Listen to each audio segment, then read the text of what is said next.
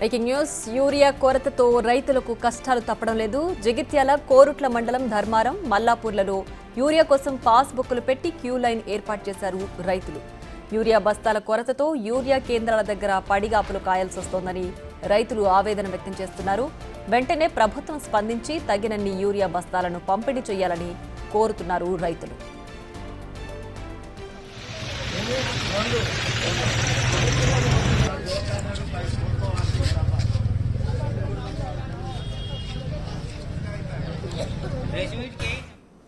Urea కొరతతో రైతులకు కష్టాలు తప్పడం లేదు. జగిత్యాల కోరుట్ల మండలం ధర్మారం, మల్లాపూర్లలో యూరియా కోసం పాస్ బుక్లు పెట్టి క్యూ లైన్ ఏర్పాటు చేశారు రైతులు. యూరియా బస్తాల కొరతతో యూరియా కేంద్రాల దగ్గర పడిగాపులు కాయాల్సి వస్తోందని రైతులు ఆవేదన వ్యక్తం చేస్తున్నారు. వెంటనే ప్రభుత్వం స్పందించి తగినన్ని యూరియా బస్తాలను పంపిణీ చేయాలని కోరుతున్నారు రైతులు.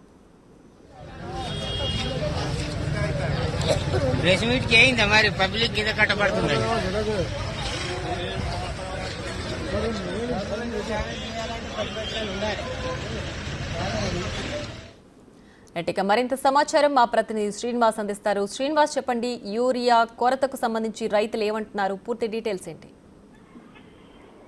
ప్రియా, ఇటు ఉమ్మడి కరీంనగర్ జిల్లా వ్యాప్తంగా అయితే యూరియా కొరతతో అయితే రైతులు ఇబ్బందులు పడుతున్నటువంటి పరిస్థితి కనబడుతుంది. ఈ రోజు కరీంనగర్ జిల్లాతో పాటుగా జగిత్యాల జిల్లాలో కూడా యూరియా రావడంతో యూరియాను తీసుకెళ్లడానికి అయితే గంటల కొద్ది క్యూలో నిలబడి బారులు తీసినటువంటి రైతులు అయితే ఇటు బారులు తీశారు.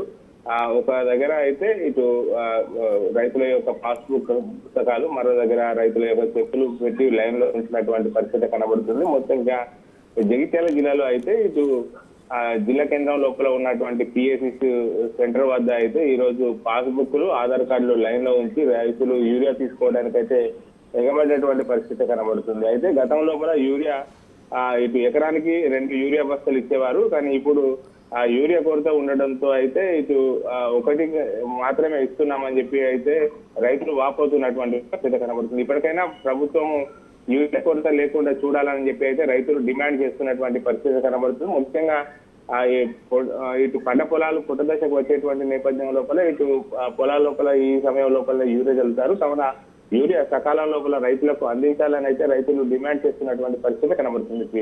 Right Srinivas, thanks for the updates.